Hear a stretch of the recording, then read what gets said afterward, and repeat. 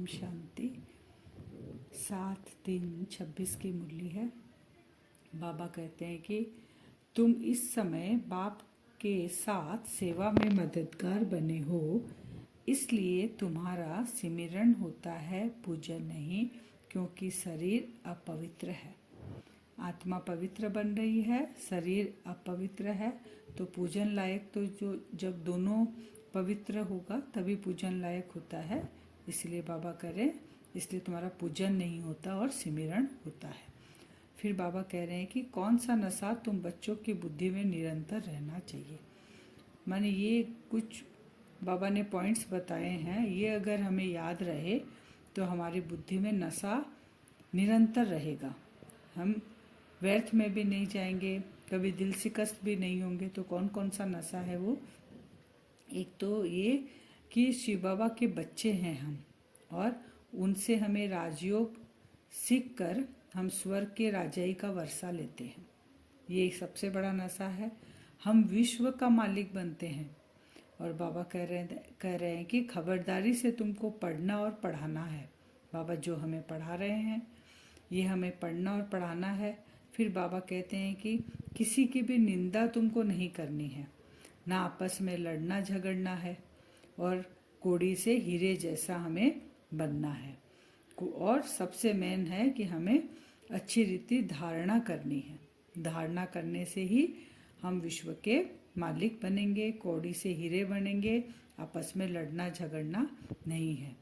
और बाबा हमें राजयोग सिखा रहे हैं, ये राजाई का नशा हमें सदा रहना चाहिए। फिर गीत है, जो पिया के साथ है उसके लिए ही ज्ञान की बरसात है। बाबा कह रहे हैं कि ब्रह्मा द्वारा परमपिता परमात्मा शिव स्थापना करते हैं। बाबा अभी निराकार है, इस समय आकर बाबा स्थापना का कार्य कर रहे हैं ब्रह्मा द्वारा। तो ब्रह्मा हो गए, बाबा कहते हैं तो मैं हूँ ज्ञान का सागर। ब्रह्मा है ब्रह्मपुत्र नदी, बड़ी नदी, और ब्रह्मा माता भी हो गई, क्योंकि अडॉप्ट करते हैं बाबा, हमारी रचना करते हैं इनसे। तो ज्ञान सागर तो एक है, और ब्रह्मा बाबा हो गई ब्रह्मपुत्र नदी, और हम सब बच्चे कौन हो गए? बाबा कह रहे हैं तुम हो सब गंगाएं, अलग अलग तरह की गंगाएं, नंबरवार पुरुषार्थ अनुसार हम सब हैं गंगाएं। फिर बाबा कह रहे हैं कि विष्णु की माला, आज की मुरली में बाबा माला, कौन सी माला जो है पूजने लायक है, कौन सी माला सिमरन लायक है, इसके ऊपर बाबा आज क्लियर किए हैं। बाबा कह रहे हैं कि विष्णु की माला तो चैतन्य जीव आत्माओं की माला है, क्योंकि इनकी आत्मा और शरीर दोनों पवित्र रहते हैं, तो इनकी पूजा होती है इस माला की, विष्णु की माला की, क्योंकि एक चैतन्य है ये आत्माएं, और इनके आत्मा और शरीर दोनों पवित्र है। और रुद्र माला आत्माओं की जो है वो है आत्माओं की माला है। तो बाबा कहते हैं क्योंकि शरीर तो अपवित्र है, वह तो पूजा नहीं जा सकता, इनका खाली सिमरन होता है, रुद्र माला का खाली सिमरन होता है। तो बाबा फिर कह रहे हैं कि सारी आत्माएं रुद्र माला है, निराकार रूप में आत्माएं रुद्र माला है, और जो बच्चे बाबा के मददगार हैं, सर्विस करते हैं, उनकी वो मालाएं बनती है। फिर बाद में वो मालाएं किसके रूप में होती है? विष्णु की माला के रूप में पूजी जाती है। फिर बाबा कह रहे हैं कि ये जो रुद्र ज्ञान यज्ञ है, इसमें शिव और शालिग्राम की पूजा होती है। हमारी पूजा किस रूप में होती है? शालिग्राम के रूप में। शरीर की पूजा नहीं होती, आत्मा के रूप में हमारी पूजा होती है। फिर बाबा कह रहे हैं कि जब रुद्रमाला बनने लायक बन जाती है, कि रुद्रमाला कंप्लीट हो गई, जब हम प्योर हो गए, हम आत्माएं प्योर होती जा रही है, तो हमें बाद में बाबा कह रहे हैं तुमको वो साक्षात्कार हो जाएगा कि तुम पास विद ऑनर बनने वाले हो। कौन कौन सी आत्माएं पास विद ऑनर बनने वाली, हमें साक्षात्कार होगा। फिर बाबा इस मुरली में कह रहे हैं कि क्रिश्चियन लोग जो होते हैं क्राइस्ट को याद करते हैं। तो बाबा फिर क्वेश्चन पूछ रहे हैं कि माला किसकी होगी?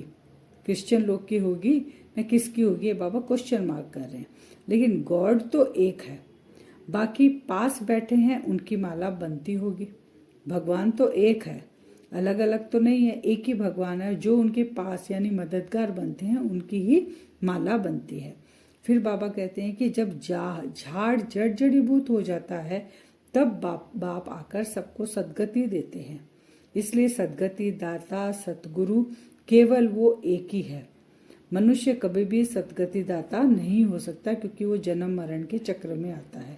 फिर बाबा कहते हैं, जो एक कहावत है ना, अनपढ़े पढ़े के आगे भारी ढोएंगे। यानी ये कहावत इसलिए है कि जब हम बाबा आकर अभी ज्ञान का सागर आकर हमें ज्ञान दे रहे हैं और इस समय हम अगर उस ज्ञान को अच्छी तरह नहीं पढ़ेंगे तो सतयुग में जाकर बाबा कह रहे हैं तुम पद तुम्हारा नीचे हो जाएगा और प्रजा में चले जाओगे। तो फिर बाबा हमें ये जो राजयोग सिखा रहे हैं, राजाई पद प्राप्त करने के लिए बाबा ये हमें राजयोग सिखा रहे हैं। फिर बाबा आज एक चीज़ क्लियर किए मुरली में कि हमें पहले आदि मध्य अंत को जानना, वह बाबा कहते हैं वह कंप्लीट नॉलेज नहीं है। उसके साथ हमें निराकारी, आकारी और साकारी लोक को भी जानना होगा। फिर मूल वतन को जानना पड़ेगा जहाँ हम आत्माएं रहती हैं। तो बाबा कहते हैं सारी सृष्टि चक्र को जानने से ही तुम चक्रवर्ती राजा बनते हो। आदि मध्य अंत को भी, निराकारी, आकारी, साकारी को भी, जो सबको जानते हैं वही चक्रवर्ती राजा बनते हैं। फिर बाबा कहते हैं एक तरफ तो कहते हैं कि शिव बाबा का चित्र रखते हैं और दूसरी तरफ कहते हैं कि शिव बाबा नाम रूप से न्यारा है, एक तरफ कहते हैं वो सर्वव्यापी है। तो बाबा कहते हैं ऐसे तो दोनों चीज़ तो हो नहीं सकती है। फिर बाबा कहते हैं कि तुम ये लिख सकते हो, कहाँ पे भी चित्र प्रदर्शनी होता है, सेवा होता है, तो वहाँ हम ये लिख सकते हैं कि आप आकर हम ये आपको बता सकते हैं, आप आकर ये समझ सकते हो। जो अज्ञानी मनुष्य उनको हम कह सकते हैं कि निराकारी, आकारी, साकारी क्या है। निराकारी है वो शिव परमात्मा, निराकारी दुनिया वहाँ आत्माएं रहती हैं, आकारी दुनिया में सूक्ष्म शरीर है हमारा, साकारी दुनिया में हम अभी पाठ बजा रहे हैं। फिर बाबा कहते हैं कि लक्ष्मी नारायण फिर राम सीता कैसे बने, लक्ष्मी नारायण को भी इतना ऊंच पद कैसे मिला, और सतयुगी दुनिया में जो इतना धन धान्य से भरपूर था वो सब कहाँ चला गया। तो अर्थक्वेक आता है, सब नीचे दब जाता है। उसके बाद ऐसा नहीं कि वो वापस फिर दोबारा जब सतयुग आता है तो वो सोने की खान नीचे से सोने के महल बने हुए निकलेंगे। बाबा बोले ऐसा नहीं है, वो फिर बनाना पड़ता है। और जैसे सोमनाथ का मंदिर भी है वो भी तो फिर बनाए ना। तो बाबा कहते हैं ये सब बातें जब तुम पंडितों को, विद्वानों के आगे सुनाओगे तो उनको वो ये चीज़ वंडर लगेगा क्योंकि इनको तो बहुत ज्ञान है। तो फिर बाद में उनका क्लियर हो जाएगा कि इनको समझाने वाला कौन है। तो बाबा का परिचय भी उनको मिलेगा। तो सारा मदार बाबा कहते हैं, लेकिन सारा मदार, सारा खेल किस पे है? धारणा पर है। बाबा तो ज्ञान का सागर है, ज्ञान दे रहा, हम कितना धारण कर रहे हैं उस पे है। बाबा कह रहे तुम कोड़ी से हीरे जैसा अभी बन रहे हो। फिर बाबा कहते हैं कि एक कहावत और है कि गुरु के निंदक ठोर न पाए। हम बाबा हमारा सतगुरु है और अगर हम बाबा की निंदा कराएंगे तो बाबा कहते हैं तुम कहीं भी ठौर नहीं पाएंगे, तुमको कहीं भी आश्रय नहीं मिलेगा। एक कहावत और है, दे दान तो छूटे ग्रहण। ये सब आज की मुरलियों में है, छूटे ग्रहण। लेकिन छूटेगा ग्रहण कब? क्योंकि हम नंबर वार जिस तरह से हम दान देंगे तो हमारा ग्रहण उसी अनुसार ही छूटेगा। फिर वरदान है, साक्षीपन की सीट द्वारा परेशानी शब्द को समाप्त करने वाले मास्टर त्रिकालदर्शी भव।